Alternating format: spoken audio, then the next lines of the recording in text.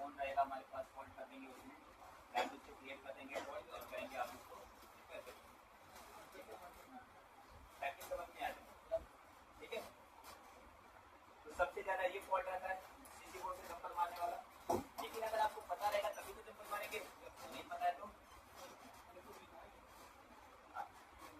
बिल्कुल। तो अब इसका नाम क्या हो गया, वीबल, और यहाँ पे कितना वोल्टेज है 5 वोल्ट। जैसे ही चार्जिंग आईसी के पास पहुंचता है ये वोल्टेज, और चार्जिंग आईसी जब स्विच करता है उसका नाम चेंज हो जाता है। ठीक है, तो उसका नाम चेंज हो जाता है। अब ये कहाँ पे जा रहा है, बैटरी मेटल पे। ठीक है, तो बैटरी मेटल पे अगर ये वोल्टेज जा रहा है तो ये क्या है, बैटरी मेटल, इसलिए इसका नाम हो जाता है वोल्ट एम्पी। और बैटरी के लिए क्या हो गया, बैट, क्या नाम हो गया, वी बैट। बैट बोले बैट से मतलब बैटरी, मतलब वोल्टेज फॉर बैटरी के लिए। यहाँ से ये वोल्टेज जाएगा तो कहाँ पे जाएगा, बैटरी के लिए, तो इसका नाम कितना हो जाएगा, वी बैट। जैसे ही हमारे गांव के पास जो ट्रांसफार्मर लगा वहाँ पे 400 वोल्टेज आती है, और वहाँ से जब गुजरती है हमारे घर के लिए तो कितना हो जाता है 230, बाकी को क्या कर लेता है, रोक लेता है। तो वैसे ही सेम इसमें भी होता है, जैसे ही आईसी के पास 5 वोल्टेज आएगा उसके बाद जब ये आउट करेगा तो क्या करेगा, कम कर देगा। कितना करेगा, 1.8 से लेके 4.2 वोल्टेज।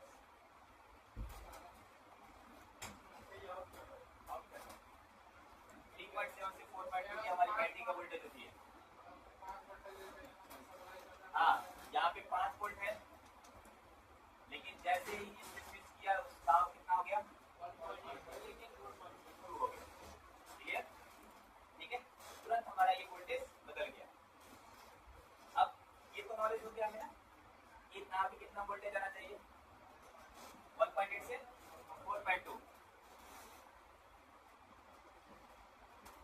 तो यहाँ पे ये तो वोल्टेज हमें समझ में आ गया, लेकिन यहाँ पे क्या लिखा है, वी बैट। ठीक है ना, तो हमें अब दूसरा किसको फॉलो करना है, वी बैट।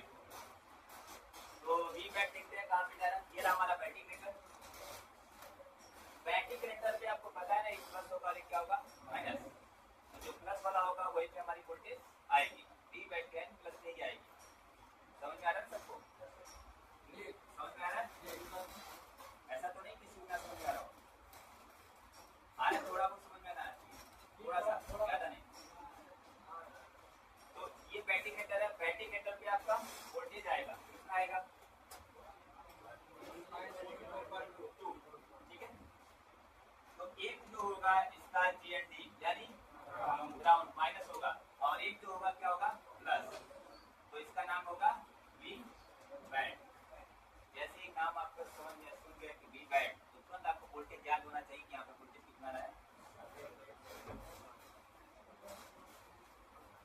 ये सब लिखा हुआ है पीडीएफ में, सब लिखा हुआ है, नहीं है तो निकालिए देखिए, एक बार देखिए पीडीएफ को, इसमें सारी जानकारी लिखी हुई है।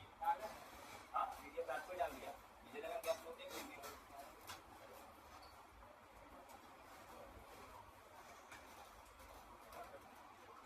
तो बैटरी कनेक्टर पे अब चार्जिंग आईसी जो है तो काम कर रही है कि नहीं कर रही है, उसको चेक करना है। तो हमें कहाँ पे चेक कर लेना है, यहाँ पे। अगर ये वोल्टेज बता दिया तो चार्जिंग आईसी हमारी नहीं, समझ में आ गया, यानी एक आईसी को हमने चेक कर लिया, सिर्फ ये वोल्टेज को चेक करके, समझ में आया। हाँ,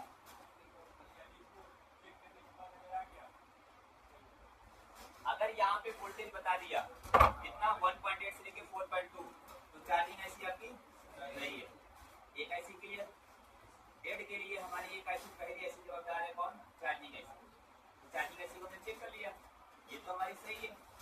अब इसके बाद भी फोन ऑन नहीं हो रहा है तो हम कहाँ बढ़ेंगे, पावर की तरफ।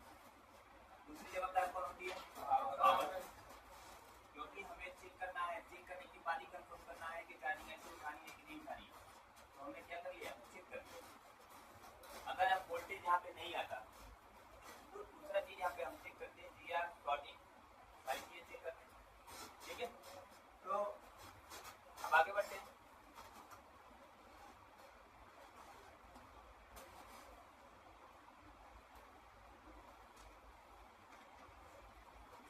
अब चार्जिंग आईसी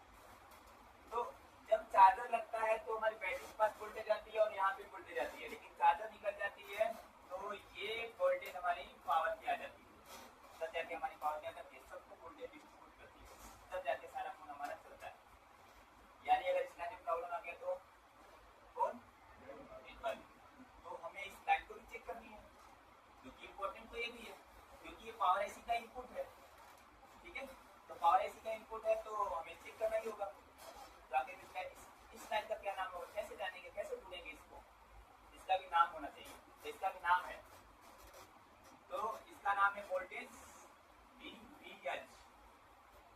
इसका नाम क्या होगा? VVH। सैमसंग का अगर सीपीयू है तो इसका नाम बदल जाएगा, क्वालकॉम का अगर सीपीयू है तो इसका नाम बदल जाएगा, मीडियाटेक का है तो इसका नाम बदल जाएगा, ठीक है, लेकिन इसकी वोल्टेज वही होगी। तो VVH जो होता है ये होता है क्वालकॉम में, ठीक है। ये होता है एप्लीके में। VPAT VPH ये होता है सैमसंग में। इस लाइन का नाम तीनों में 3 तरह होता है और यूनिशॉप में VPH लिखता है, ठीक है।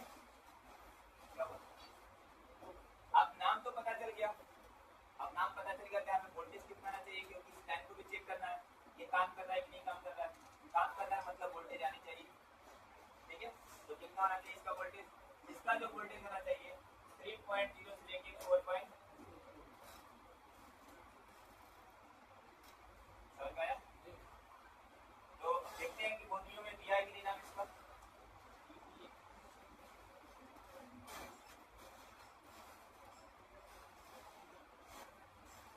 तो चार्जिंग आईसी के पास से ही निकलेगा, वो लाइन कहाँ से निकलेगा? चार्जिंग आईसी के पास से। तो चार्जिंग आईसी के पास ही मिलना चाहिए। तो यहाँ पे क्या लिखा है? This is voltage for system, यानी हमारी पावर आईसी हो जाएगा। VPH का फुल फॉर्म होता है वोल्टेज फॉर फोन, ठीक है, यानी फोन को वोल्टेज जो चाहिए उसका नाम VPH दे देता है, ठीक है। तो यहाँ पे VPH लिख दिया, यानी यहाँ पे कितना वोल्टेज मिलेगा? 3.4, ठीक है। अब ये लाइन भी अगर हमारा बता दिया तो 100% हमारी चार्जिंग आईसी पूरी तरह से सही रहती है, क्योंकि इस चार्जिंग आईसी का 2 काम होगा, एक तो बैटरी को चार्ज करना, दूसरा VPH वोल्टेज बनाना।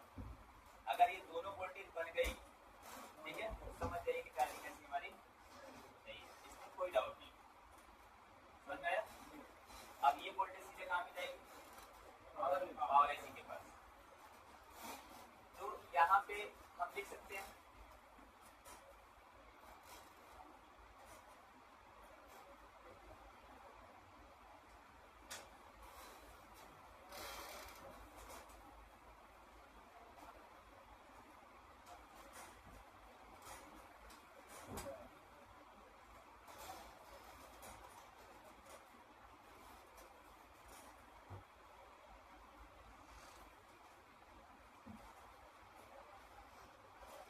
इसका इनपुट क्या होगा?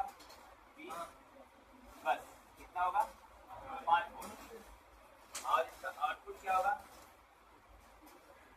एक होगा VPAT, ठीक है, और एक होगा VPH, VPH,